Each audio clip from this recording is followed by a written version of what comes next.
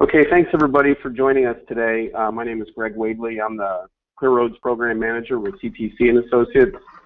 We're here today for one of the requirements for every project is to conduct a closeout webinar. So we're here today for the Snow Removal Performance Metrics Project, a fiscal year 14 project. The principal investigator is Xiangming Shi from Washington State University. I'm going to let you know that right now we've got everybody on mute except for the presenter. And then if you have any questions or comments, please go ahead and put those in the chat box throughout the presentation. And then at the very end, the research team will go ahead and be able to provide any answers to those questions. I guess that's it. Again, thanks for joining us. And I'm going to go ahead and turn the presentation over to Xiangming. Good morning, and thank you for taking the time to attend this webinar. This is the final presentation for the project sponsored by Clear Roads, entitled Snow Removal Performance Metrics Phase 1. And this is Xiangming, and the work is done by also my PhD student, along with my collaborators. The collaborators include Leah Steges, Mike Chapman, and Chris Albrecht from the Norwell Group, and also Dave Bergner from Mount Vista Associates. And also our thanks to Greg Wadley, the project coordinator from CTC and Associates, and also to all the technical advisory committee members who provided review, input, and comments. And also thanks go to all the states and agencies for their collaboration and efforts in providing information for our survey. So with that, I'll start with problem statement of the project and a little bit of background, and then continue to the objective of this project and the detailed approach, and conclude with some key findings and knowledge gaps.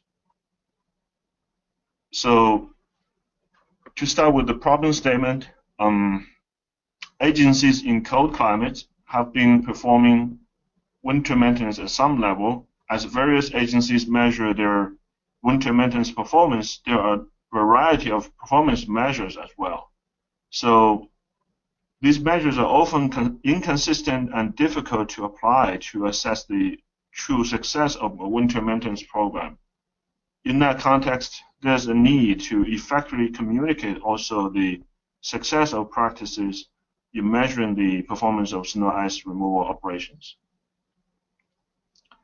So to meet the ever-increasing public expectations with limited resources, agencies constantly explore new approaches to winter maintenance operations. So performance measurement is one of the important approaches to achieve better service. Again, with this kind of background, assessing the current snow ice removal performance metrics will help to measure winter service levels, compare service across regions or organizations, and justify budget allocations. And also the bigger context is technological advances in maintenance operations have allowed for enhanced data collection and data processing from the field. This has dramatically changed the ability to measure and assess performance. So the objective of this project, funded by Clear Roads, is to identify effective performance metrics for snow and ice maintenance operations. To achieve this goal, this research first gathers existing information in both published domain and also winter road operations community, and then analyzes the information in depth with a focus on performance measures of snow ice maintenance operations, their temporal evolution and effectiveness, costs of gathering and analyzing the performance data, and methods of communicating the level of success inside the organization and beyond. So in terms of the approach, this project basically consisted of 4 tasks. Again, starting from task 1, literature search to see what knowledge is available in the published domain, both nationally and internationally, and then continue that with the survey trying to bridge some gaps in the knowledge base and also capture the experience and insights of practitioners. And then we moved on to task 3, which is a more analytical approach to identify key findings, commonalities, and differences between agencies, and to develop a matrix of performance measures. And then we conclude with some recommendation for the agencies in order to develop and implement a performance measurement program that would meet their goals. And of course, a little bit identification of knowledge gaps and future research needs. To start from task 1, the literature review focuses on the following aspects. First, commonly used terminology associated with performance matrix of snow removal. And then performance measuring and reporting systems, evolvement of snow removal performance matrix guidance to incorporate the best performance measures, and the needs to communicate performance measures among agencies and within agency. And innovative use of technology for performance measurements. So here, because of the time limitation, we only highlight a few interesting studies in the published domain. To start with maintenance goals, a recent study by the Idaho Transportation Department basically surveyed northern states for their maintenance goals. And turns out safety and mobility are still the 2 top goals. And of course, there's increased attention towards environmental sustainability, infrastructure preservation, and other things. Now, performance metrics are generally categorized into 3 different groups according to literature. The first group is really inputs, which represents resources spent or utilized to perform snow ice removal operations, such as type and amount of precipitation. Another category is output, which quantifies the resulting physical accomplishment from inputs. So things like total amount of materials applied per route per event. And the final category, which is where everything should be going eventually, is outcome. So outcomes are very abstract concepts. They're typically measured through indicators which are able to assess the effectiveness of snow ice removal operations directly. So we'll give some examples in the next few slides. From this table, you can see that outcome indicators might include things like physical characteristics of the pavement, or visual characteristics, or customer satisfaction, which is very subjective. And out of these outcome indicators, in bold are the 3 highlighted, basically the most popular. The first one is bare pavement regain time. The second one is pavement friction, and the last one is user satisfaction survey. Of course, there are other measures, as you can see, or other indicators, but they're not as commonly used. Now, another study also examined, the outcome-based performance measures used by different agencies.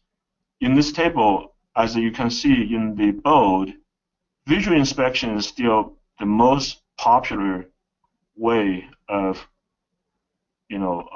quantifying or semi-quantitatively measure the performance of snow ice removal operations.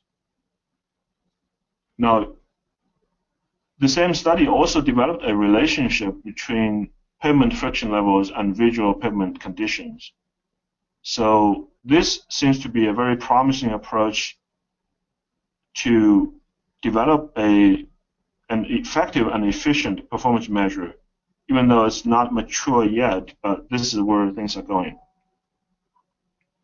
And from Europe, as you can see, various measures have been played, and this is one of the studies, again, very recent from last year, PIAC, And it shows that in Czech Republic, this figure basically shows the x-axis is the different regions, and the y-axis is the average or percentage of the time the different indices were ranked. So basically, they're trying to put all the winter severity index and also the sorting index, the plowing index into one figure. Of course, this gets a little bit busy, but that helps to compare the performance across different regions.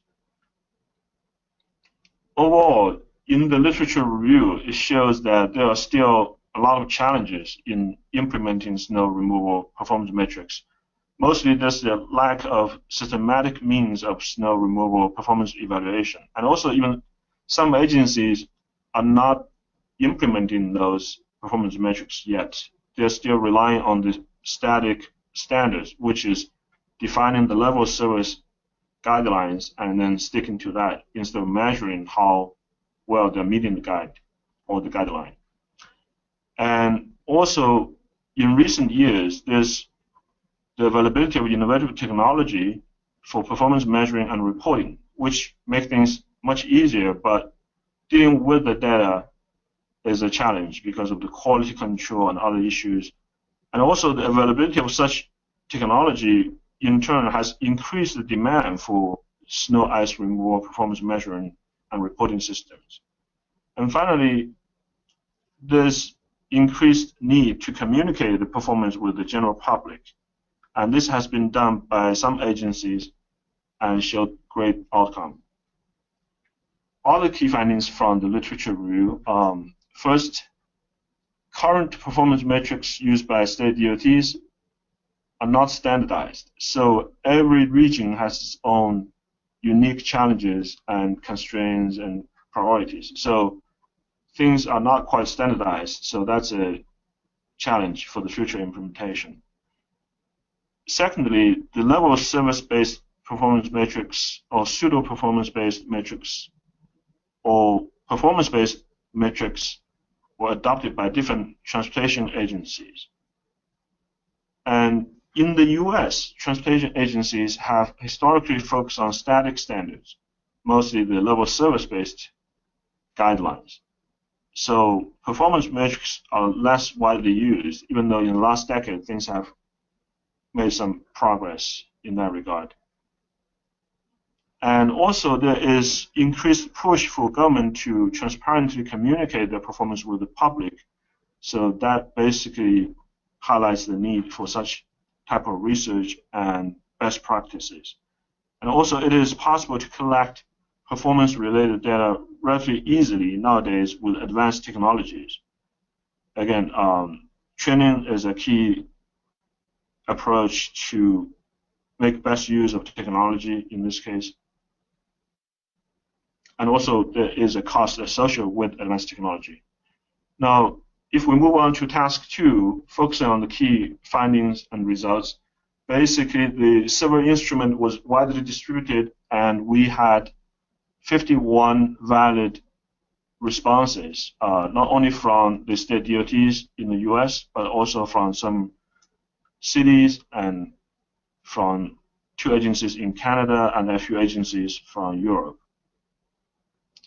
So the first question we asked, again, is back to the goal of the winter maintenance operations. So in this case, most agencies rank safety as the most important, so which is 1 to 5. So 5 is the most important and 1 is least important.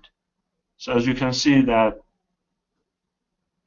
the safety is still most important on the left, so it's kind of ranked by this order, and then mobility is next, and then economy, and then essential functions, then environmental sustainability, infrastructure preservation, and livability. Now, the survey respondents were also asked to consider level of service attributes for snow ice removal. And 71% of respondents consider maintaining roads as safe and passable throughout a storm as a part of their level of service policy. About half of the respondents report focusing on providing bare pavement as soon as possible. Another half set their level of service priorities by traffic volumes, and about 43% focus on meeting customer expectations. One note is that a respondent could rank more than one in the choices. That's why the total may not be 100%. So another question we asked was the performance metrics considered for snow ice control.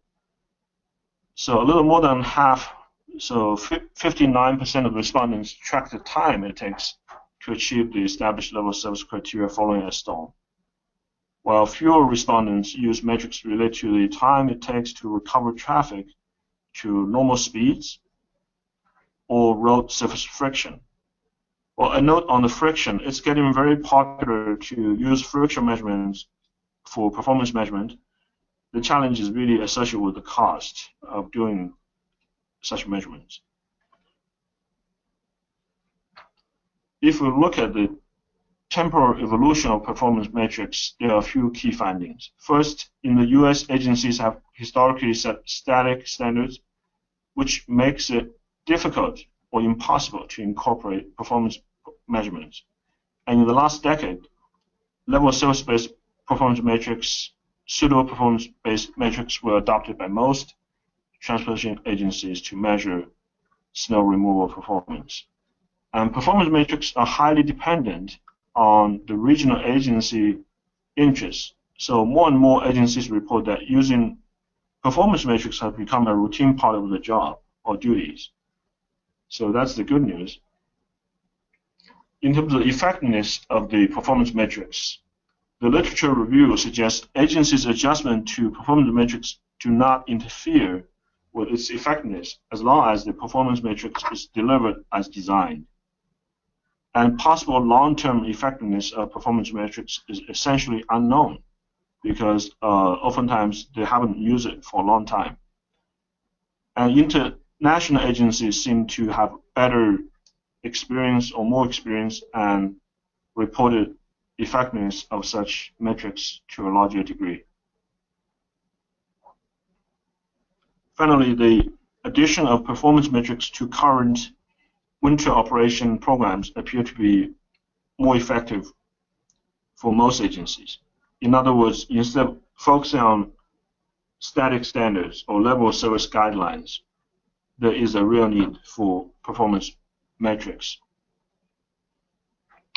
Now, if we move on to task 3, there are a few trends noticed in the survey and in the literature. So here's our analysis.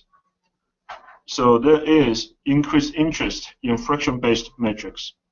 There is also increased use of winter severity indices, which helps to normalize different winter events and also help compare from one season to another season. And also there is rising importance of customer-driven feedback and rising importance of outcome-based measures. The increasing use of instruments to track performance measures is also noticed. And also there's increased ability to inform the public of the winter maintenance operation performance.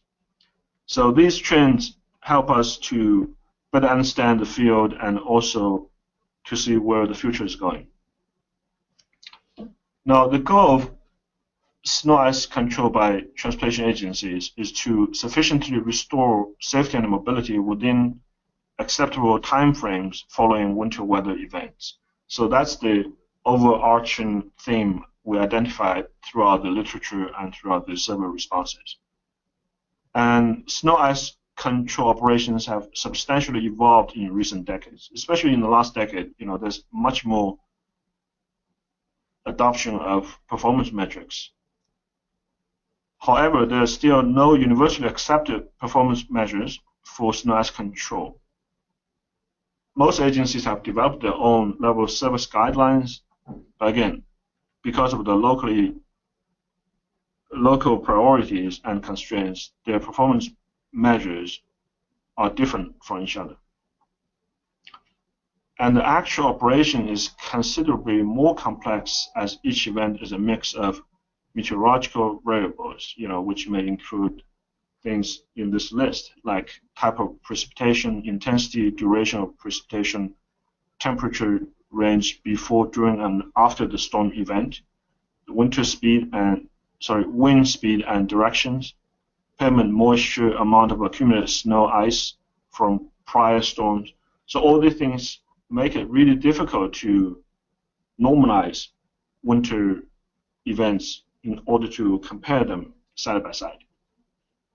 And also there are other factors that affect the ability of an agency to deal with a winter storm, such as traffic volume and patterns, and special events, roadway classifications, training, equipment availability, material availability, public expectations, even political influences.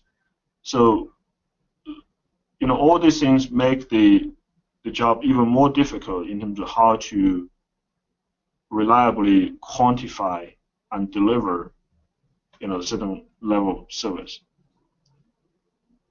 And also there's other influences on performance measures, such as drivers' expectation on snow ice control, or the classification of different roads and roads and streets which could fall under different jurisdictions, and also geographic attributes, major consideration when determining level of service and performance measures.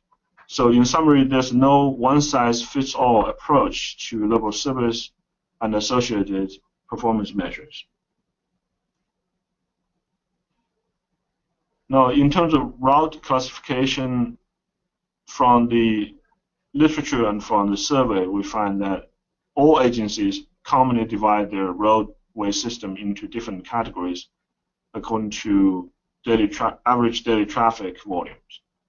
And these kind of classifications are used for year-round and long-range purposes, but they're also used for planning the snow routes. So basically, the higher the ADT volume, the higher priority it is for snow ice removal. That's the typical trend. Now, when it comes to resource allocation, level of service is really dependent not only on the conditions of a particular storm, but also on the resource of the agency available at that time. So that makes it even more difficult to compare performance. In terms of the use of Winter Severity Index, or sometimes known as Storm Severity Index, these are still in an emerging stage. So there are a few studies which have developed the indices further, beyond what SHARP had developed 20 years ago. And as all of you know, there's another project sponsored by ClearRoads which focuses on this aspect. Now, in terms of customer satisfaction, the trend of governments at all levels is towards gauging the public's opinion of services and programs provided. And there are a few studies showing that by incorporating customer satisfaction into the performance measures, agencies might actually save money while meeting the customer expectation. And also, it's very important for agencies to be more proactive and increase the awareness of the public before and during the season by using a lot of different tools, such as mailers, press releases, open house events, and website postings or ride-alongs.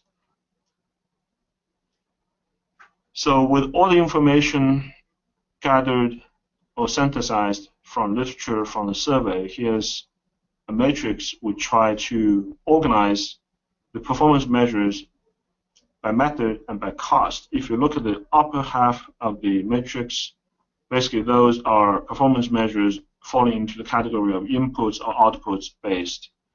And the lower half are those under the category of outcomes based. So apparently we want to move toward outcome-based approach. So if we focus on those, the x-axis really look at the relative cost, even though these are not real quantitative numbers because of the complexity of the issue. At least this gives you some relative comparison between different performance measures based on outcomes. So the least costly ones would be like time to recover to given condition, or number of incidents and closures. That's relatively easy to document or measure. And moving a little more towards a little more costly is the time to recover speed or customer satisfaction through surveys and other tools. And the more expensive would be friction measurements, because that requires more significant investment in equipment and also training and so on. One note here is that when we try to estimate the cost, we'll also consider that some of the investments could be shared with other agencies or other departments, such as traffic operations. So they are not entirely attributed to performance measurement purpose. Now, if we analyze the performance measures in a different way, so if we focus on timeliness, effectiveness, and reliability, here's the matrix. Basically, if we look at the left half of the matrix, the relationship really, the x-axis is the method reliability, the y-axis is the timeliness. So as you can see, again, friction seems to feature the highest timeliness because it's real-time measurements, and also it's highly reliable. The only hold-up is the cost.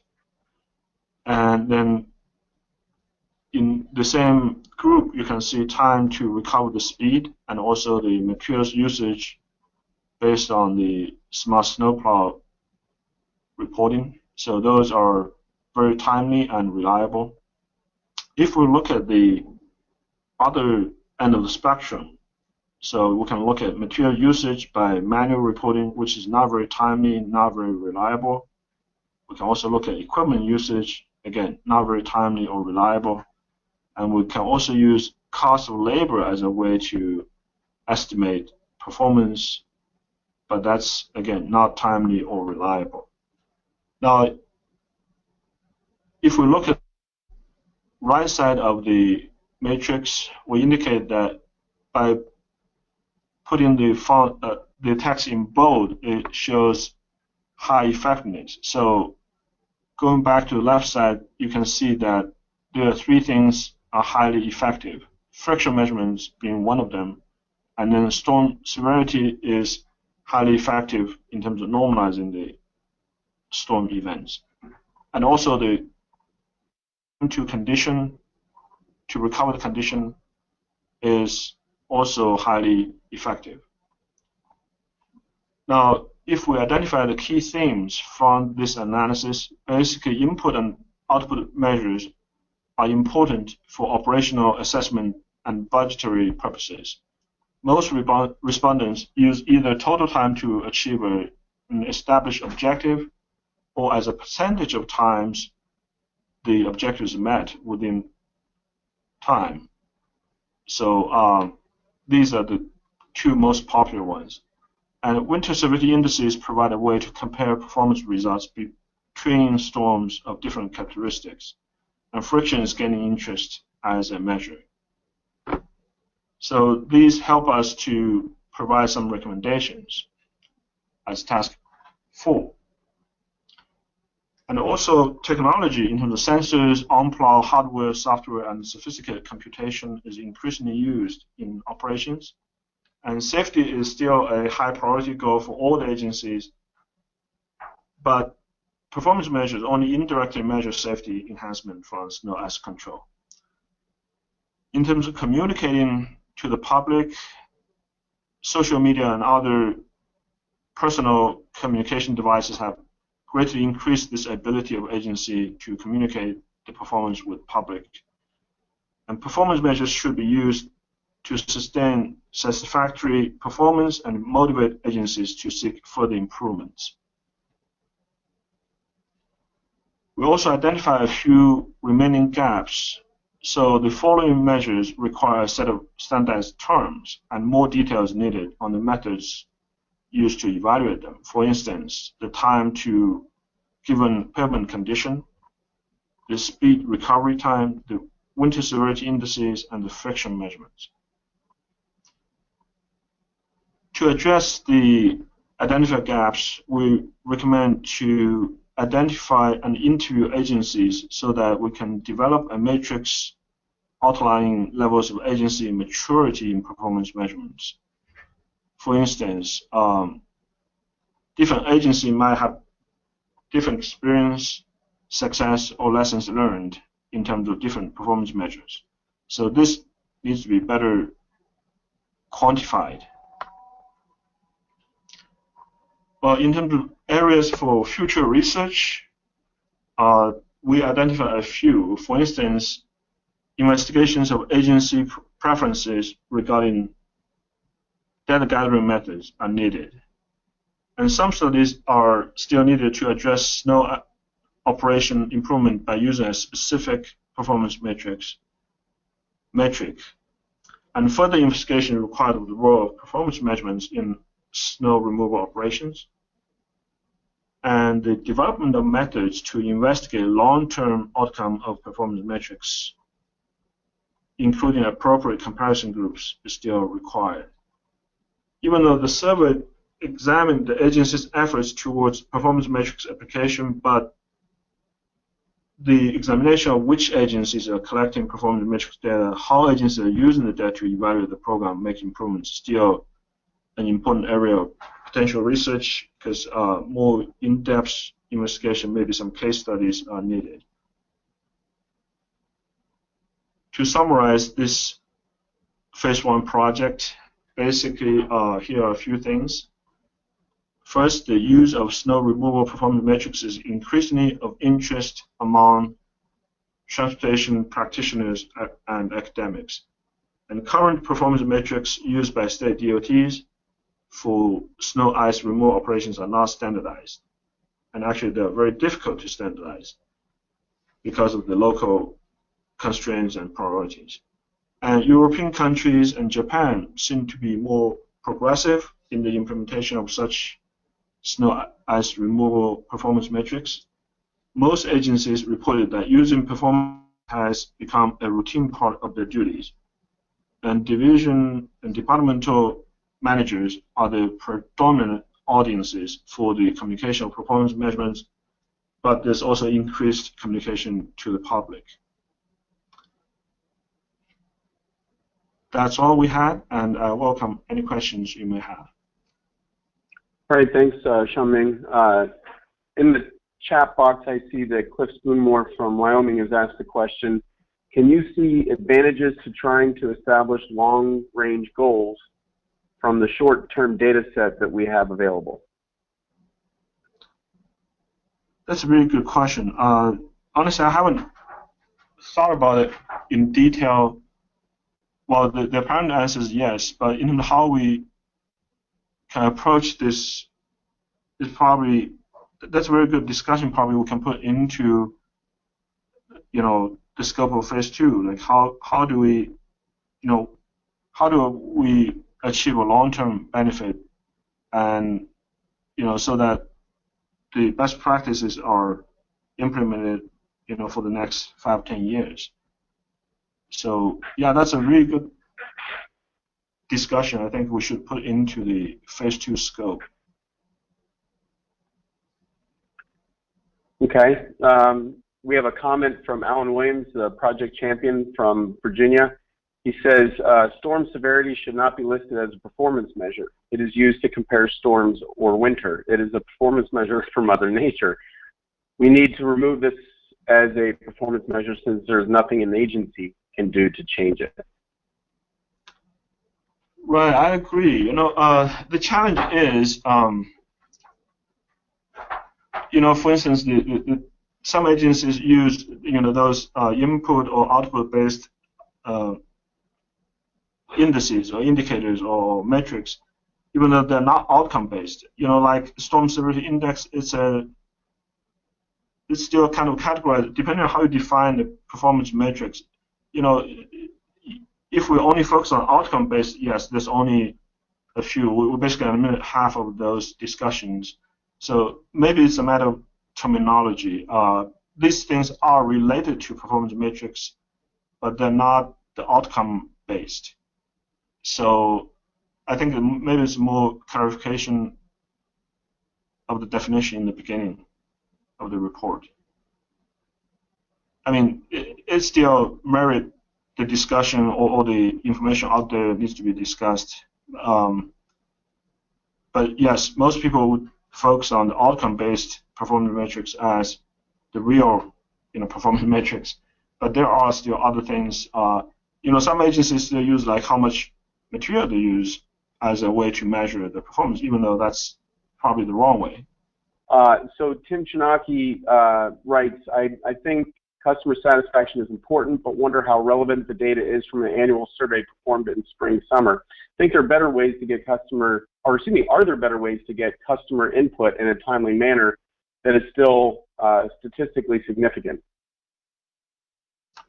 That's a very good question. I briefly mentioned that, yeah, customer satisfaction certainly is very subjective because the random sampling of the population, right, and also the timing, like this panel member mentioned. Yeah, I think there are techniques and advances could be made in that domain. Basically, it's the domain of social science. How we better represent or capture the public opinion, but the public opinion could be influenced by information and misinformation as well. So it's a really complex issue. But somehow the public opinion needs to play a more important role in the performance measures because ultimately they're the customers. But that's an interesting thought is the timing of things. Yeah. Okay.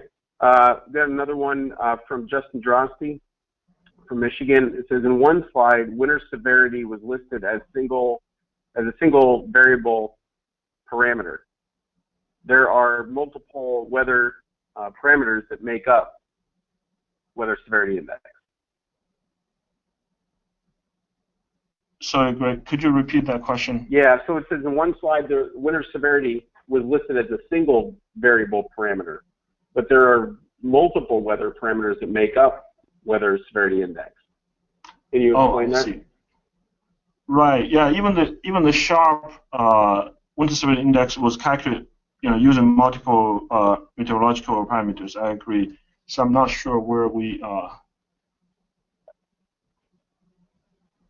had that slide, but I agree. Yeah, it's if you go like this slide, it's actually the winter severity index is calculated from a number of things to reach a single value. I mean, even though that's still not ideal or perfect, but when it comes to local climate or microclimate, things can get really complicated. So it's kind of a tricky balance between the availability and quality of data versus the scientific reliability of the value. But yeah, like I said, there's a lot of research going on in this area right now. I agree. Yeah, it's not a single weather parameter. So if you, Justin, if you could send me an email, point out where in the report, we had that statement, probably we should fix it. Thank you. Okay, so the next one is again from Cliff Spoon-Moore from Wyoming. He says, did the report gather from the literature the different terminologies used to try and come up with common or standard terms? This would be a start to making standards if ClearRoads takes the lead in trying to make a common language for snow performance terminology. Do you agree? Yeah, I certainly agree. I know we are doing, ClearRoads is doing some work in the Wikipedia, right? So that's where maybe we should have a conversation, email conversation. We basically need to agree on the terminology. The research team can draft something up and then route it through the panel to make sure everybody agrees that. So once it's finalized, that could be provided to the Wikipedia. I'm going to go ahead and say thank you again to everybody for taking your time to join us today. Thank you, Xiaoming, for putting together this webinar for us, presentation. And have a great rest of your week and holiday weekend, everybody. Thank you.